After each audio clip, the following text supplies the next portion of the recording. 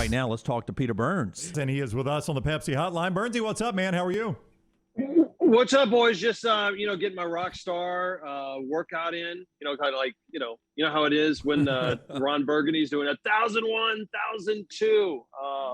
Slow news day, huh, Dunaway? I mean, that was 7 minutes of like chaos that we could do 3 hours on, and that's not even like Mike Leach talking about how opting out of bowl games is disgusting. It's not even how Jimmy Sexton wants $50 million for Sam Pittman. Like, wow, yeah. This is a hell of a day to be a sports radio host and covering the SEC. Huh? Let's talk about what you really want to talk about growing up an LSU fan. You've got to be proud of Brian Kelly in the Walker Howard video that came out over the weekend. Between that and the accent of my family, listen, I was talking to Doran. We just got off of our show on Sirius XM, and he was like, "Man, that's gotta upset you, right?" And I go, "Listen, man, I just came from culturally the greatest fit in the history of sports with Ed Ogeron at LSU, and I just lived past 2 years of 500 football, right? Like, fit is not all." And my God, I don't even know if Les Miles knew he was coaching games on the sidelines while he was eating grass and he won a title. Like, I don't, it's fun and everybody's going to get their shots in. And yes, it is definitely an awkward dad dance, but hey man, if he can win games and if Walker Howard's going to help him win games, I could care less how he dresses on the sidelines. And LSU fans won't until they lose a couple of games, and then it'll be the video everybody tweets out on all the message boards. We were discussing this in the first hour, Burns, that I don't know how many SEC teams Bo Nix would start for in the transfer portal, but almost 14, if not 14, Tank Bigsby could. Normally you would say a quarterback's value is bigger in this situation, but Bigsby's value, if he indeed, as Hoke has reported, hits the transfer portal, is massive.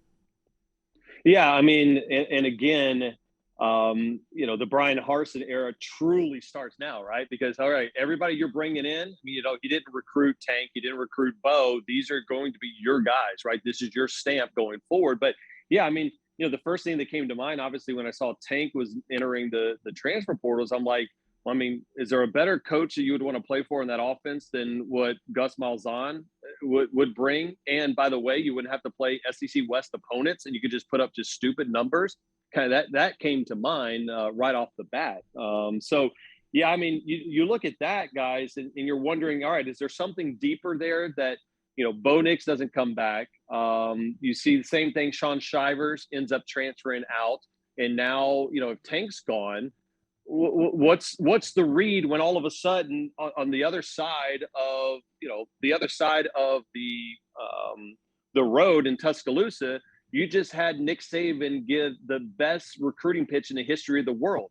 You're going to be a true freshman. You're going to be a true starter at Alabama. You're going to make 7 figures in NIL deals, and you're going to win the Heisman and play for a title. Like, these are 2 different recruiting pitches that are being sold in the state of Alabama right now. Speaking of Bryce Young, tell me what it's like being a fan that doesn't have first-round draft quarterback play. I mean, you saw Max Johnson at LSU. Alabama fans are the most spoiled fans in the world. They see a great coach, great quality, and now great quarterback play year after year after year. Tua, Mac, now Bryce.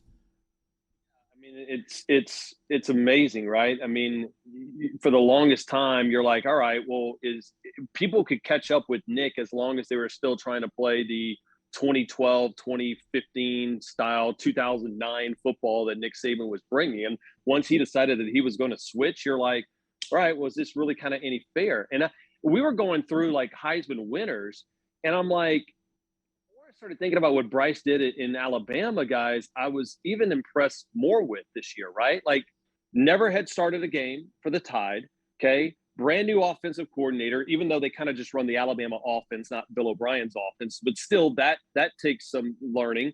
He loses Devontae, loses Jalen Waddle, doesn't skip a beat, plays in the SEC West, and oh, by the way, had all the pressure of doing it and as the first student athlete that we know of to probably make 7 figures in name, image, and likeness, all that pressure, and the kid didn't blink. And then he dressed like Lance at the Heisman Trophy celebration, like he was going to steal everybody's girlfriend. Like, that was the best part of it all. He was like, I'm going to win the Heisman at 9, and I'm stealing your girlfriend at 10, and there's not a damn thing you can do about it. And I put my crushed velvet jackets away 10 years ago. I really did. I got to bust those things back out, Peter.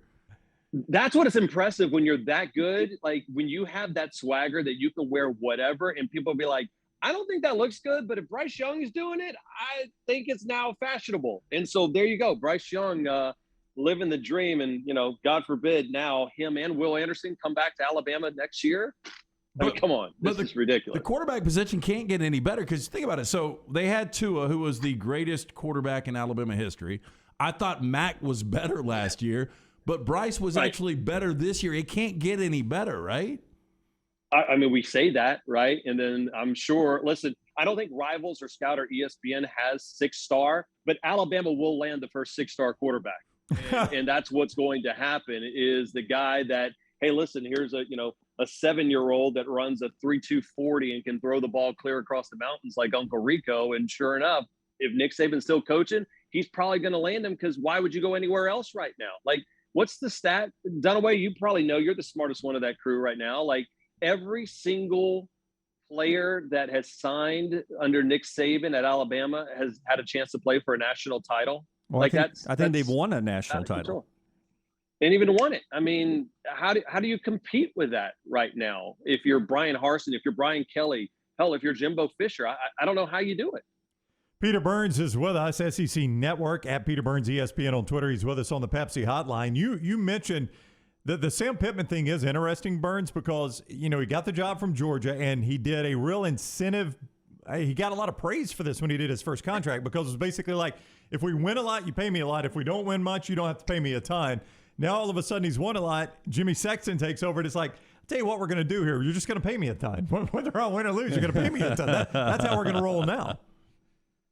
I mean, to me, and again, I love Sam Pittman. I don't know how anybody looks at Sam Pittman and doesn't think that the job he did after Chad Morris put that program in a little bit of a tailspin isn't anything of phenomenal. But that's also the reason why he's paid $3.75 million, right? That's a whole heck of a lot of money. And listen, Jimmy Sexton sees the writing on the wall right now, right? He says everybody's throwing around this funny money, booster money. Why not? I'm going to ask for the world. And the question is going to be, if you're Hunter Yurachek, are you going to pay that money, right? Like, I mean, listen, I love my job, but ESPN's not going to go give me $3 million tomorrow because they know, A, I'm not that good, and B, where the hell else would I want to go? The Big Ten Network, the Pac-12 Network? Like, no, like I want to be here in the SEC. It kind of feels that way with Sam Pittman. And so let's take it the other direction. At some point, do we start looking at and kind of dialing into the idea, is Jimmy Sexton good for college football? And maybe more importantly, is he good for the SEC? Because it feels like all of a sudden he's good for the clients, but it causes the chaos and the expectation level that comes with these price tags that I'm not quite sure how many of these coaches can actually live up to.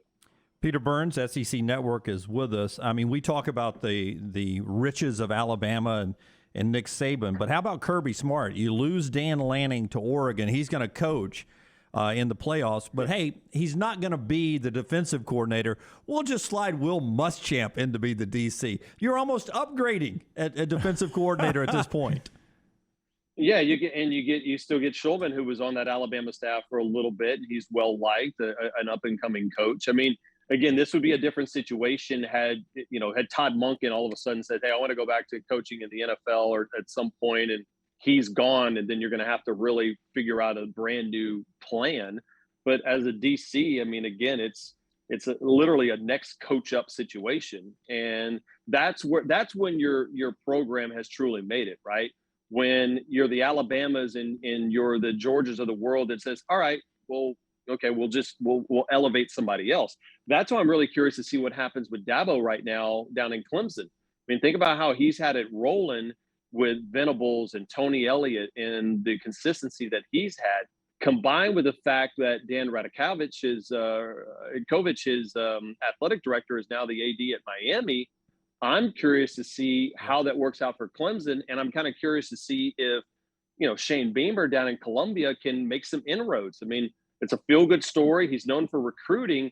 Can this be kind of a situation, guys, where he kind of flips it a little bit and has a big signing day, which, by the way, y'all all agree we should go down to one signing day, right? Yes. Like we're all thumbs up. Okay. Yeah, but Yes. I think Like the toothpaste is out of the tube on this early one, though. I don't know that we'll ever get to dial this one back in. Yeah. February, if we're going to do 2, August and February, but February should be the only one.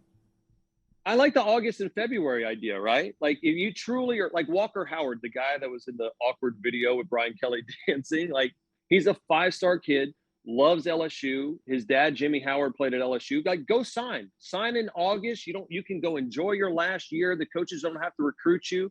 I think that there's some advantage of an early signing period, but to do it right now is absolutely asinine. And I think that's why the NCAA is going to look into, and the coaches will look into changing. But I think my guess is the coaches would hate August because then it makes July your biggest recruiting time. I mean, that last month leading up to signing day, and not that these coaches ever get time off, but that's the one time maybe they can break away for a little bit. Jimmy Sexton has them all making $8 million a year anyway. Like, do they need vacation? I guess not. Like, they're robots. You know when you get vacation, Peter? When you get fired from the SEC and they give you $15 million to go away. Dan Mullen's going to be like a +3 handicap right now, right? Him and Ogeron are living the best life. Like, I mean, Gus Malzahn did it wrong. Gus should have taken a year off and just said, "Man, I'm going to go play golf and enjoy my buyout money." And hey, Mullen's good on TV though. chaos. Mullen's a good TV guy. I enjoyed him over the SEC championship with you guys. I thought he was good. It was funny because we were in the in kind of little green room area, and he was going up to College game day, and we decided we were walking up there, and it's probably a 10-minute walk out to the stage, and we're talking about what he wants to do and whatnot. And I said, you need to talk to Gene Chizik.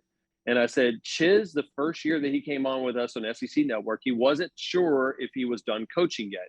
And Chiz was good, but Chiz, kind of had his guard up and was very nice to everybody. When Chiz decided that he wasn't going to get back into coaching, the second time after when he left North Carolina as the coordinator, he came back to work with us. That second time, he was awesome. He didn't care. He wasn't worried about stepping on people's toes, and he became, I think, an elite television personality. And so, if Dan can do that, I think he's a guy that could actually make a career out of it. I think he wants to try it. Until Urban Meyer calls him to say, "Hey, can you come fix Trevor Lawrence down there?" As long as Urban Meyer's still in Jacksonville, which doesn't seem a lot longer of a time.